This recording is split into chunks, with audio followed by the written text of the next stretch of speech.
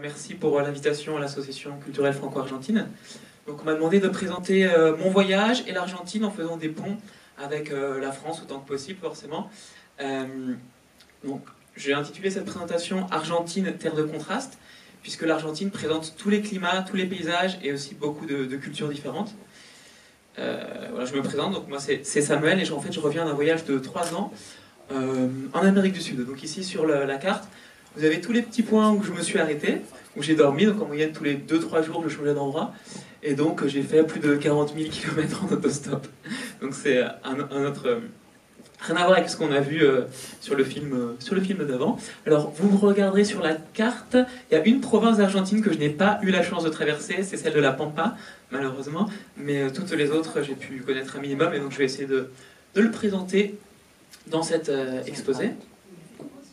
Alors je vais aller très rapidement parce que ce serait bien de ne pas faire trop long. Donc Buenos Aires c'est quand même assez connu, que ce soit la Casa Rosada ou le quartier de la Boca. Donc je vais passer plus rapidement et aller sur la province de Buenos Aires où mon voyage a commencé avec mon frère, donc au bord de l'autoroute. Je n'osais pas faire de l'autostop tout seul au début, je trouvais ça un peu bizarre comme concept. Et en fait ça a très bien marché. Et donc on s'est mis en sortie de Buenos Aires, capitale fédérale, au bord de l'autoroute. On a fait plein de petits villages ensemble, je vais pas trop m'attarder. Là où on s'est arrêté ensuite, c'est à San Clemente del Tucho. Donc on a eu le droit à des super beaux couchers de soleil, à des balades en canoë dans le port de San Clemente, grâce en fait à ceux qui étaient les propriétaires de l'appartement de mon petit frère, David et Vanessa.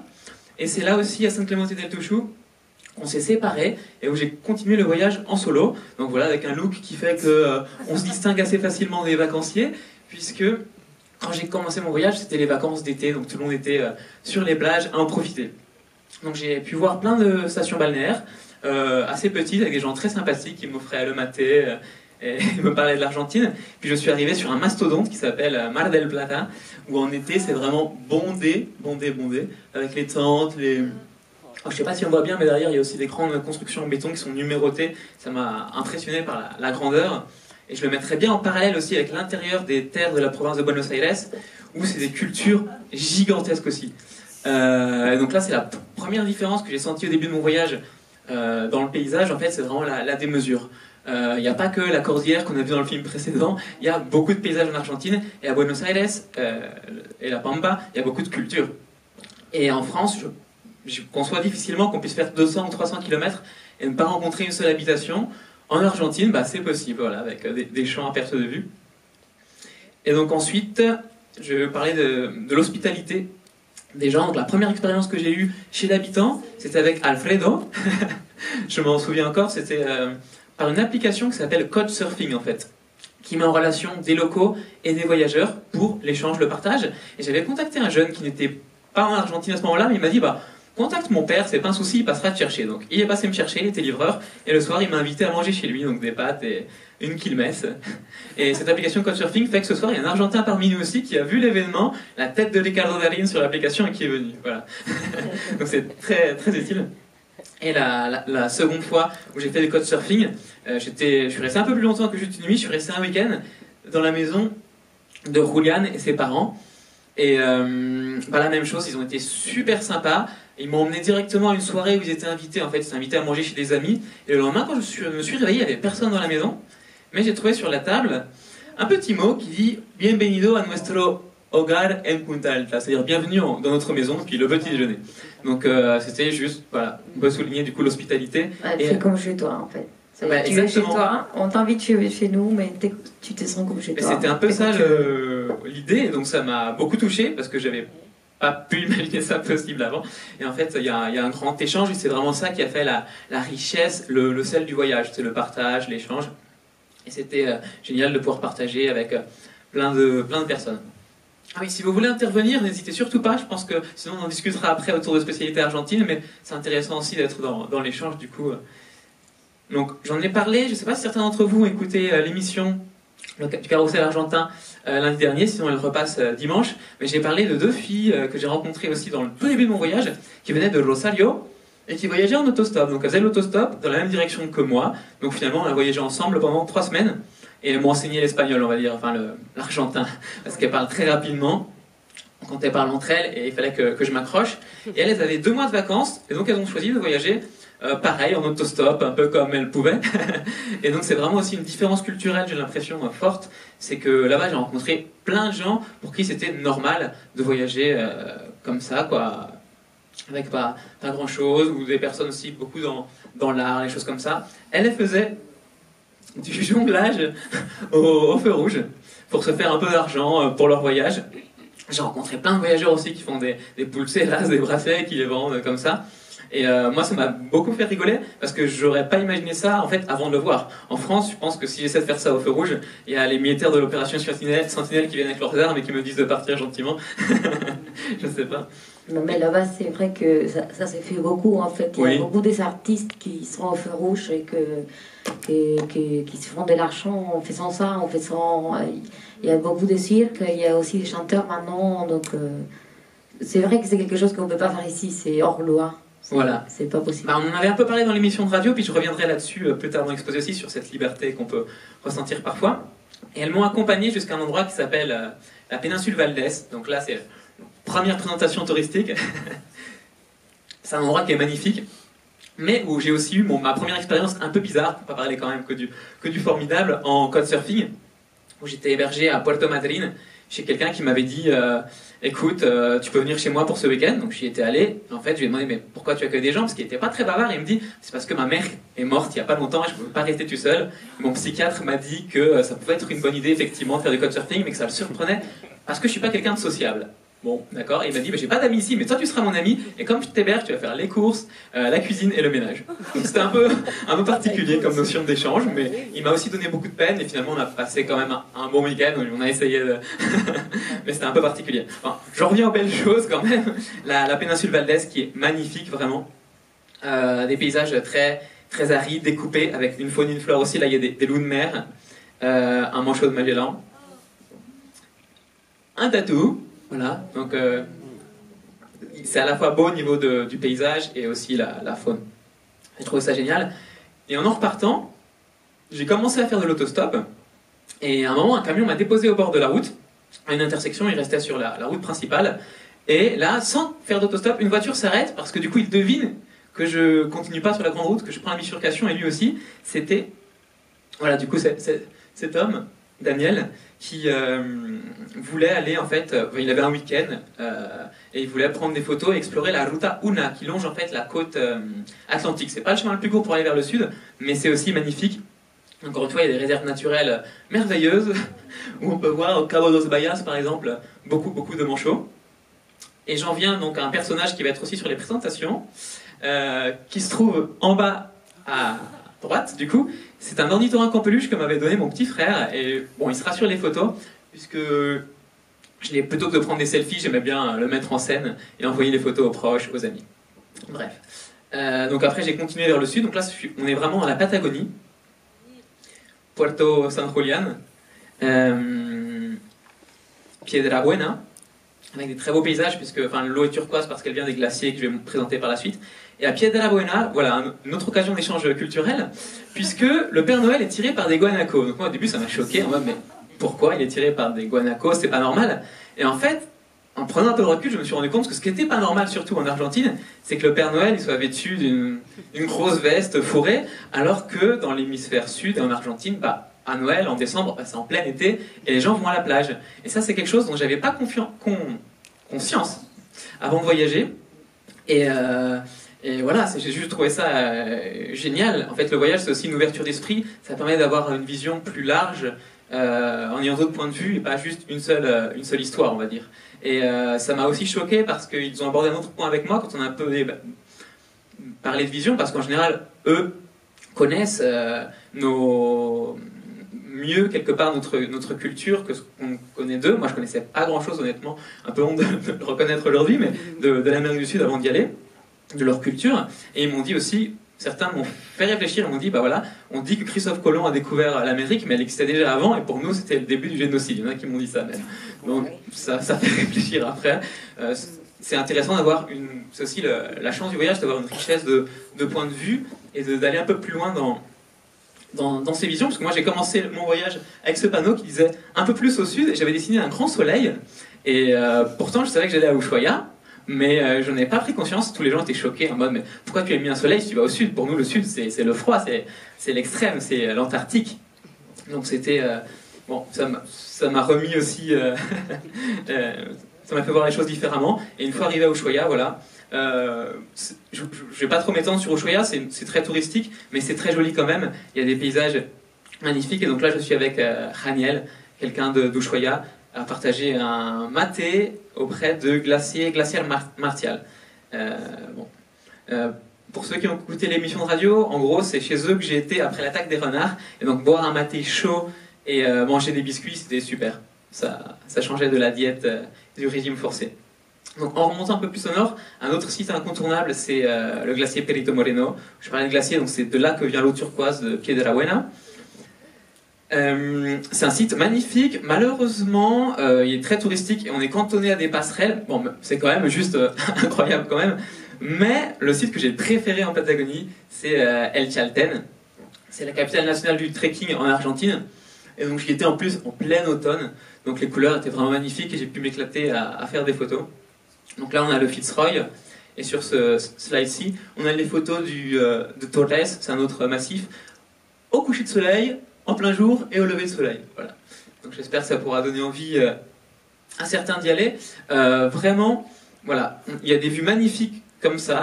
On peut se balader en toute liberté sur des chemins de trekking. Il y a du bivouac, des camps pour faire du bivouac qui sont prévus. Et on est vraiment en contact avec la nature, entre la montagne, les glaciers, les fleuves, les forêts. C'est vraiment magnifique. Je passe un peu rapidement. Je vais essayer d'être assez concis quand même sur Mendoza, où j'ai quand même pu découvrir les vignes en vélo. San Luis, où j'ai vu des panneaux assez rigolos qui interdisent de manger ou de prendre du maté. Donc je ne sais pas comment c'est possible en Argentine, mais non, c'était dans une grotte, c'est pour des questions de préservation. Et bon, petite anecdote marrante aussi, les gridos, ça m'a choqué, c'est un glacier. Et ils sont présents vraiment partout. On peut aller dans des petits villages isolés de San Luis avec 100 habitants, il y a un grido. Nous, on mange beaucoup des glaces. Hein. Voilà, ça me manque oui. En France. Hein. Nous, il y a des glacés comme ça partout. Ouais. Mais oui, c'est ce qui m'amusait, c'est pour ça que je voulais mettre dans ma présentation quand même. Parce Par contre, le panneau, je n'ai jamais vu. Hein. J'ai jamais vu ça dans ma vie. Ah, c'était l'exception. Interdiction de boire du maté. C'est très dur. C'est compliqué en Argentine. Donc voilà, rapidement. Après, donc, je suis arrivé à San Juan, et la région de Cuyo. Et donc là, j'ai rencontré une famille aussi dans les anecdotes marquantes de mon voyage. Super sympa. Ils devaient m'accueillir pour quelques jours. Et en fait, ça se passait bien. J'ai beaucoup discuté avec eux. On a eu un échange très riche. Et du coup, je suis resté une semaine chez eux. Et justement, qui dit San Juan, alors ils m'ont fait visiter les environs. Et là où on s'est séparés, c'était au sanctuaire de la Difunta Correa, qui était l'objet du dernier film projeté dans le cadre des soirées argentines, avec La Novia del Desierto, donc ça m'a rappelé plein de souvenirs la dernière fois quand on a regardé le film. Voilà des photos du sanctuaire. Alors la prochaine, je ne sais pas si j'ai le droit, elle est un peu profane, hein, comme c'est Platypus avec la Difunta, je ne sais pas si... Mais, donc là, on a les Busaido qui sont en fait déposés en offrande à la Difunta Correa qui était morte du coup de soif dans le désert. Et bon, ils ont eu du mal à en repartir puisque la voiture a eu un problème technique. Heureusement, il y a un gaucho qui était là avec ses câbles pour essayer d'aider. Pardon ? Dépanner. Dépanner, exactement. Et moi-même, j'ai eu du mal à en repartir parce que quand on reste une semaine avec une famille aussi nombreuse, là il manque un de leurs fils, mais qui nous adopte un peu comme un fils aussi, se retrouver tout seul sans savoir où est-ce qu'on va, c'est parfois un peu difficile aussi, il faut retrouver un peu la motivation. Le voyage long terme en fait est très riche en expériences, c'est passionnant, ça enseigne beaucoup, mais des fois c'est un peu psychologiquement ça peut être un petit peu aussi difficile des fois. Alors impossible de parler de la Difunta Correa sans parler aussi du Gauchito Gil, qui est un autre saint populaire, le premier en fait en Argentine à être célébré, je ne sais pas comment on dit ça. Oui, célèbre, il est célèbre. Hein. Et donc au bord des routes en Argentine, on aperçoit souvent ces petites maisons rouges qui sont en fait des hôtels pour le Gauchito Gil. J'ai pu aller aussi à l'hôtel principal du Gaucho et j'étais choqué, mais en même temps c'est une représentation assez juste du syncrétisme, de la diversité qui existe en Amérique du Sud. On a ici le Gauchito Gil, donc un saint populaire en rouge, à côté de San la Muerte, qui est la faucheuse, en fait, la mort, et derrière, on a la Vierge Marie aussi. Donc c'est un beau mélange, mais qu'on voit souvent en Argentine et même en Amérique du Sud, entre les cultures originaires, populaires, importées de l'Occident. Il y a beaucoup de mélanges. Et le walkie-talkie, il est souvent sur la route parce que on dit que c'est lui qui nous protège quand on est sur la route. Oui. Pour pas avoir des accidents. J'ai déjà vu des camionneurs s'arrêter pour déposer des fleurs ou des cigares. De bougies rouges, la couleur c'est rouge, c'est lui qui nous protège de la... Du vino tinto. Bon, ça aussi, oui. Du vin rouge aussi, il lui dépose des fois. Oui. Alors, voilà, donc là on est toujours dans la région de Cuyo, mais là on arrive à la transition de San Juan et la Rioja, où c'est vraiment magnifique. Les deux sites les plus touristiques dans cette zone-là, du coup je vais pas les présenter trop en détail, mais c'est Talampaya et le Valle de la Luna. Et donc voilà, c'est un site aussi magnifique pour faire du camping, c'est vraiment le désert aussi aride. Mais moi je voulais aller voir un autre site que j'ai préféré finalement un peu plus au nord, et en chemin j'ai eu une surprise. À Via Castelli, en fait, en faisant de l'autostop, je suis tombé sur un chauffeur qui a tenu à m'emmener à cet endroit à Via Castelli où il y a eu le crash entre des athlètes français des Jeux Olympiques, entre leurs hélicoptères plutôt, et où du coup il y a ce monument en hommage. Et en fait, quand mon chauffeur a appris que j'étais français, il a tenu à m'y emmener parce que lui, il a été la première personne arrivée sur les lieux et il en est resté fortement impacté. Donc c'est pareil, c'est malheureusement un pont malencontreux qui relie aussi l'Argentine à la France, mais c'était vraiment très fort de pouvoir discuter de ça avec lui et on voyait qu'il avait un besoin aussi d'en parler. Et on note encore une fois les bouteilles d'eau aussi déposées au sol là où est arrivé l'accident. Donc, pour parler de quelque chose un peu plus joyeux quand même, la Laguna Brava, donc c'était le site à La Rioja qui est vraiment magnifique, que j'ai préféré moi au Valle de la Luna par exemple. Donc la lagune est située à 4200 mètres d'altitude, donc il y a des mélanges de couleurs avec la glace, les sels. Il y a des animaux aussi, donc là des vicuñas, c'est en arrière-plan. Il y a aussi des flamants roses, c'est juste incroyable, avec des petits monticules de sel avec des couleurs aussi bleues, vertes. En redescendant, voilà, les chemins c'est de la piste, comme ça on dirait une peinture vraiment. Il y a un petit point, je crois, au milieu, on voit. Un petit point, c'est un véhicule, donc en plus c'est immense. Moi j'ai été bluffé pour la photographie par tous les contrastes, les couleurs qu'offrait cette zone, avec la végétation en plus, c'est magnifique. Et on redescend plus bas, il y a des routes asphaltées, mais au milieu d'un paysage qui paraît lunaire. Donc c'est vraiment un endroit dont j'ai été fan. Voilà, toujours les mêmes paysages. Bon, après, je vais vous faire une petite transition rapide sur la province de Córdoba avec deux photos en particulier. San Marcos Sierra, qui est magnifique, une ville avec beaucoup de peintures, de hippies aussi. Et puis Capilla del Monte, qui est connue pour être... c'est un argument touristique. Mais il y a aussi beaucoup de personnes qui sont un peu dans le... Je sais pas comment on dit ça, mais tout ce qui est énergétique, qui me parlaient de choses un peu surnaturelles. Et donc le tourisme est lié aux extraterrestres. Ça serait là où atterrissent les extraterrestres apparemment, et ils ont essayé de m'anéantir. Bon, Cordoba capitale, elle est connue pour son fernet, c'est une boisson traditionnelle et qui est vraiment très présente. Moi j'étais à l'inauguration d'une soirée, d'une nouvelle exposition dans un musée, et ils offrent des verres de fernet avec du coca. Et c'est une boisson qu'on retrouve vraiment dans toute l'Argentine. Une autre photo que j'aime bien de Cordoba capitale, c'est celle-ci. C'est le musée de la mémoire qui en fait... explique ce qui s'est passé pendant les périodes de dictature, mais je trouvais ça assez rigolo parce qu'il y a le panneau police, et derrière il y avait justement un policier dans la rue, et les couleurs s'harmonisaient bien, donc voilà, c'était une photo un peu originale.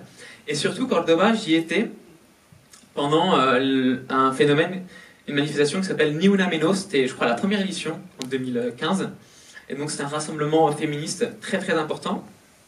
Et moi, c'est pareil, ça m'a beaucoup fait réfléchir et mis en perspective ce qu'on pouvait entendre en France, puisqu'en France, il y avait aussi des débats, mais sur le harcèlement de rue. Les revendications, c'était ça, oui, le fait de pouvoir être en jupe ou en robe, alors qu'en Argentine, en fait, c'était plutôt sur le fémicide, donc en fait, le meurtre des femmes, et que ceux qui soient... les meurtriers soient jugés, et le droit à l'avortement. Donc les combats sont beaucoup plus importants, et ça m'a fait les mettre aussi en perspective par rapport à ce qu'on peut voir en France. Et le temps aussi, les générations pour que ça change, pour que la société évolue. Et donc cette photo-là, à propos de contraste, je trouvais qu'elle était assez rigolote, puisqu'on a d'un côté les femmes, et puis donc alors c'était la sœur d'une femme qui était morte sous les coups de son mari. Et de l'autre côté, on a les surveillants de la manifestation, qui sont plutôt des hommes âgés, en costume, et qui surveillaient tout ça avec suspicion. Donc ça me faisait rigoler au niveau des contrastes. Après Cordoba, Rosario, que j'ai beaucoup aimé parce qu'en fait le centre-ville arrive jusqu'à un fleuve, le fleuve Paraná, et de l'autre côté en fait on a pendant 60 km des marais. Donc c'est magnifique.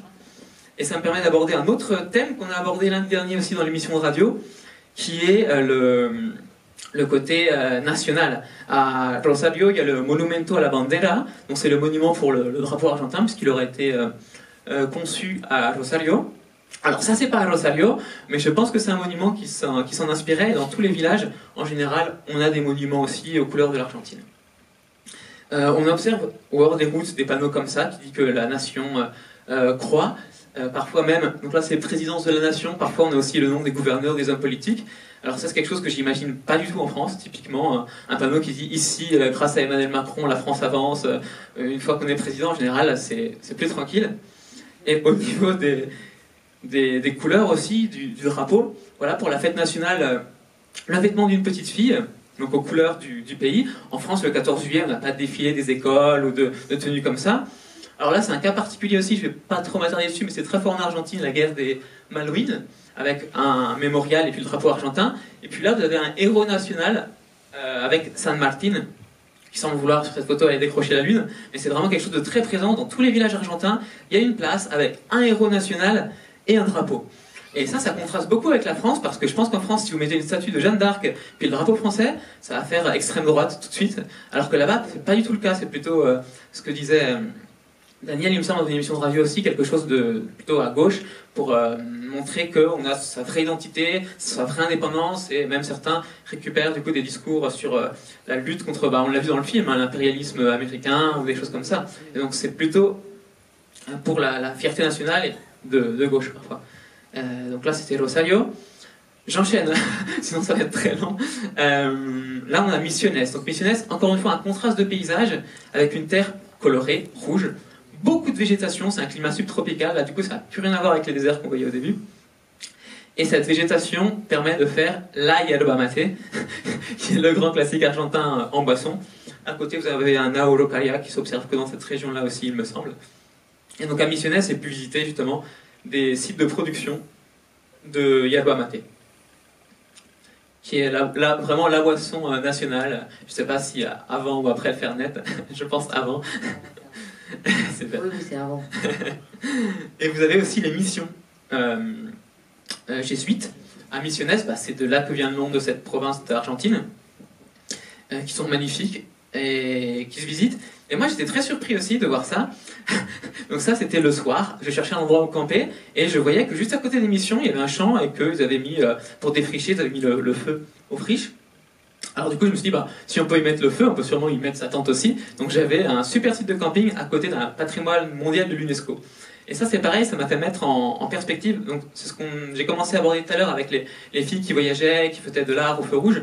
Le côté parfois, alors ça serait un mot trop fort de dire anarchique, mais il y a une grande liberté, et j'avais l'impression parfois que chacun pouvait un petit peu faire ce qu'il voulait, jusqu'à ce qu'on lui dise le contraire un petit peu. Et n'hésitez pas à tester. Et ça m'a étonné. En France, j'avais l'impression que c'était beaucoup plus formel, rigoureux, faut faire attention à tout, il y a beaucoup de... Bon. C'est une façon de s'exprimer aussi. Nous, on avait souvent tout le temps de s'exprimer, surtout quand on n'est pas d'accord. Il y a beaucoup de manifestations en Argentine. Dès qu'il y a quelque chose qui ne va pas, dès qu'il n'y a pas de travail pour les... C'est vrai. Dans les écoles, il y a une manifestation. Il faut toujours s'exprimer, il faut toujours aller dire ce qu'on pense au gouvernement, surtout. Oui, voilà, et puis en France, typiquement, en théorie, s'il faut faire une manifestation, il faut la déclarer en préfecture, faire ceci, cela, le parcours est balisé. En Argentine, voilà, j'ai déjà vu des blocages de rue, et c'est justement parce qu'on embête que ça peut marcher, quoi. Il faut s'affirmer, s'afficher. Après, si la police vient, ils peuvent être dispersés aussi, ça dépend, mais en général, on tente, on fait ce qu'on a envie de faire, et puis on voit ce qui se passe, quoi, j'ai l'impression des fois. C'est pas toujours facile, parce que ça arrive qu'il y a des routes qui sont coupées. Donc on a envie d'aller quelque part et c'est coupé, donc il faut prendre la déviation. Oui, ou parfois j'ai vu les propres gens qui étaient en une file de voitures avec des gens arrêtés, et il y avait un blocage, et du coup c'était les personnes elles-mêmes qui négociaient avec les manifestants, en mode oui, ok, on vous comprend, c'est bien que vous fassiez, que vous bloquiez la route, mais est-ce que dans une heure vous pourriez nous laisser passer, ou des choses comme ça. Et ça se négociait, puis après ils autorisaient à passer pour qu'elle ne soit pas bloquée trop longtemps, et puis ils rebloquaient la route. Dans les choses un peu informelles, les panneaux donc là, après Misiones, j'arrive à Corrientes, les panneaux de signalisation m'ont aussi fait rigoler. Sur ce panneau-là, c'est écrit « Te esperamos, chamigo ».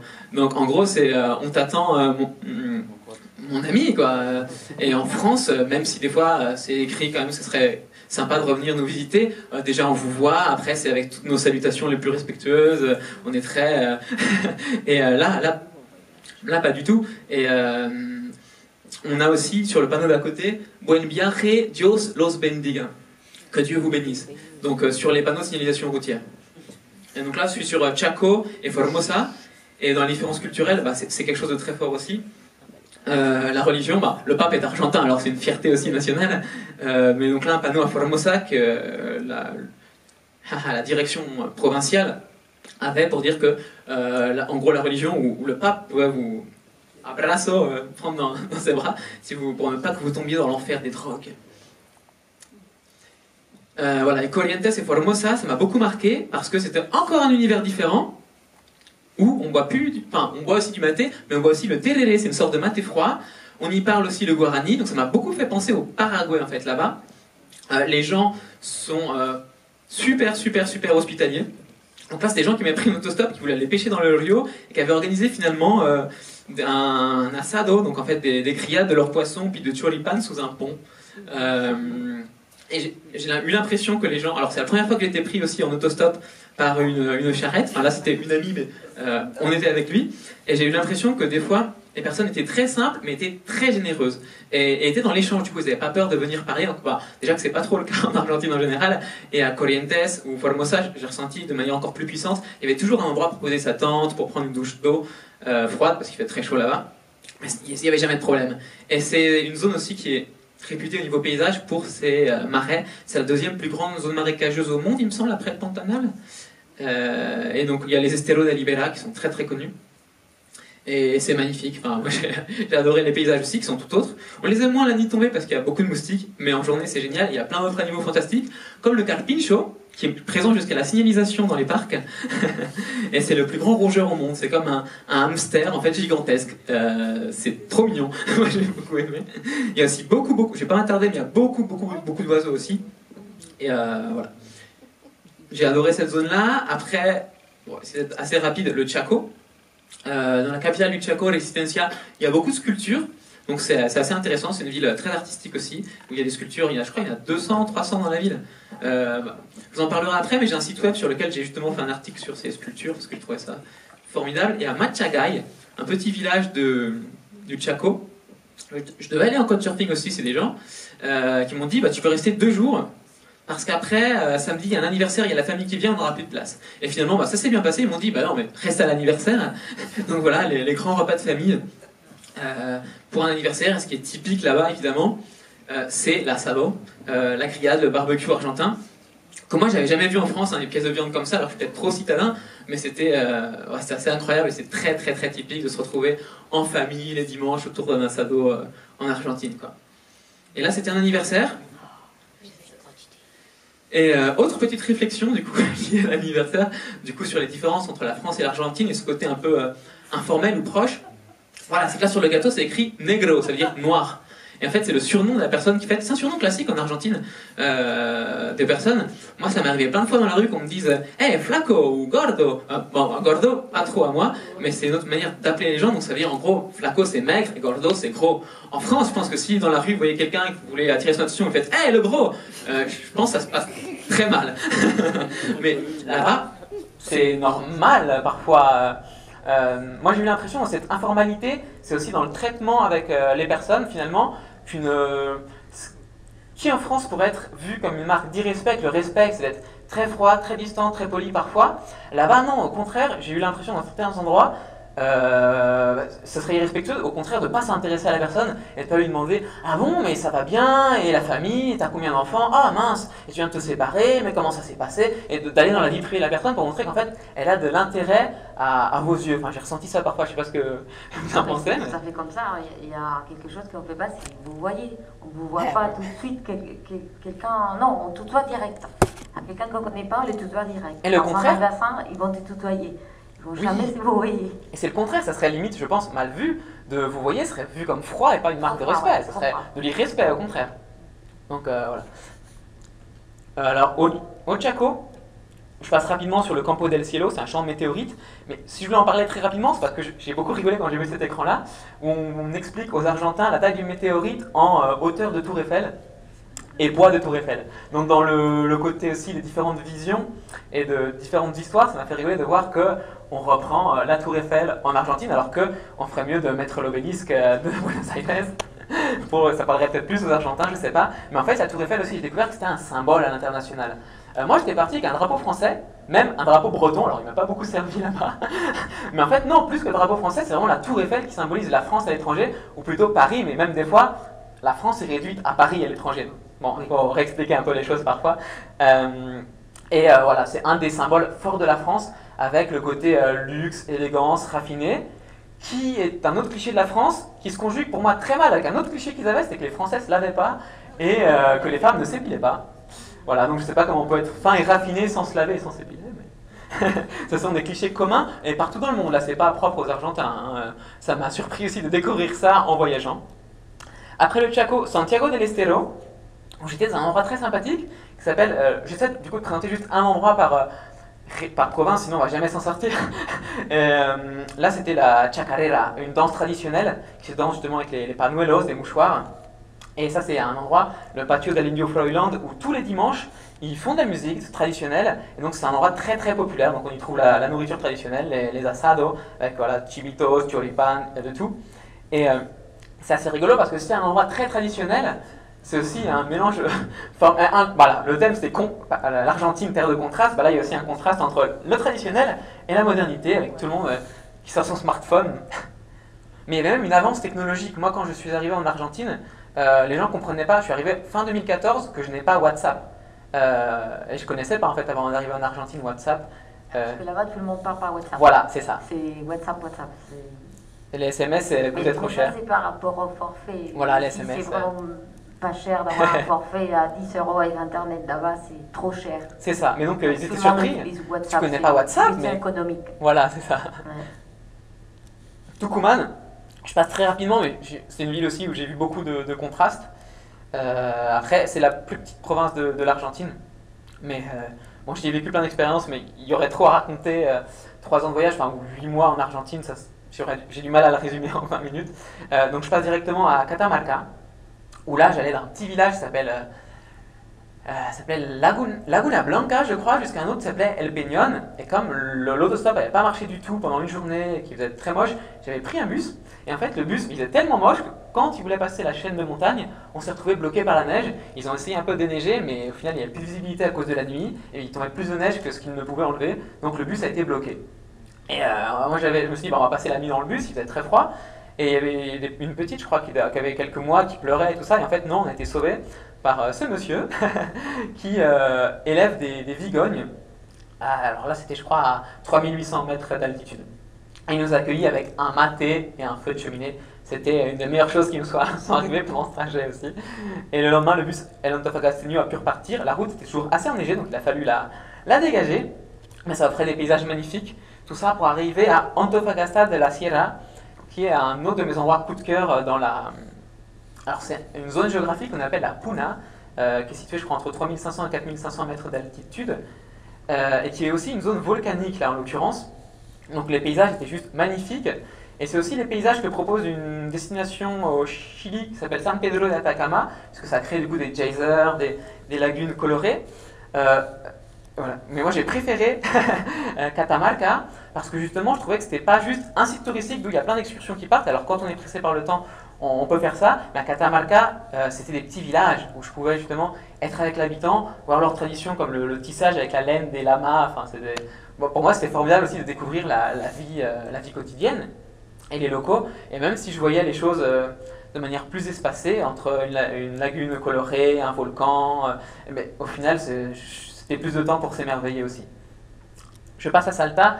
Pour ne pas tomber dans les grands classiques, je vous présente un parc qui est le Parque Nacional Los Cardones.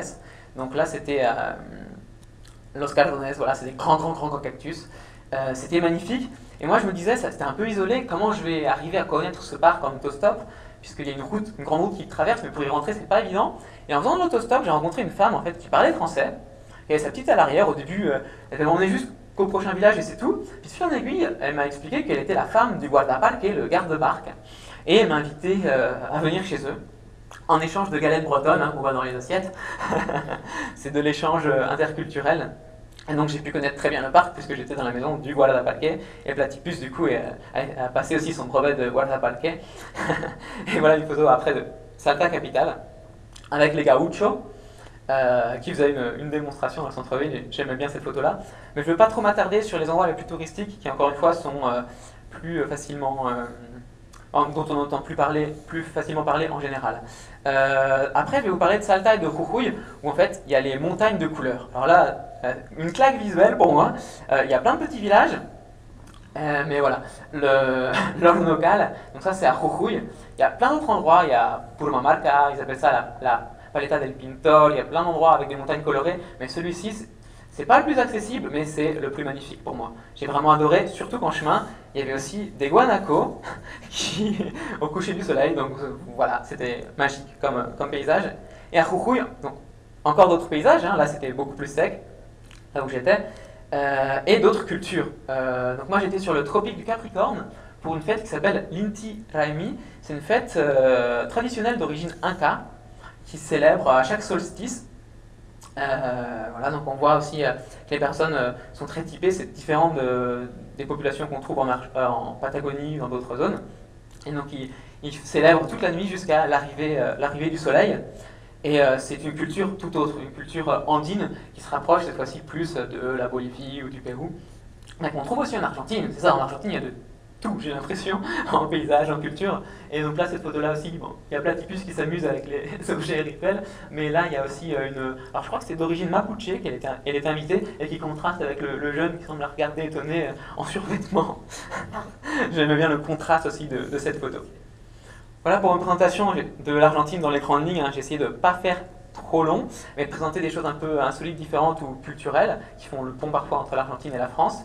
Et si vous voulez en savoir plus, on va déguster des spécialités argentines, donc n'hésitez pas à venir discuter. Et sinon, voilà, j'ai aussi un projet web, un site web, où j'expose des photos-reportages de mon voyage, alors là plus généralement en Amérique latine sur les 3 ans de voyage. Ça s'appelle donc Du Monde dans l'Objectif. Et puis voilà, c'était tout pour moi. Merci pour votre attention, j'espère que ça vous aura plu.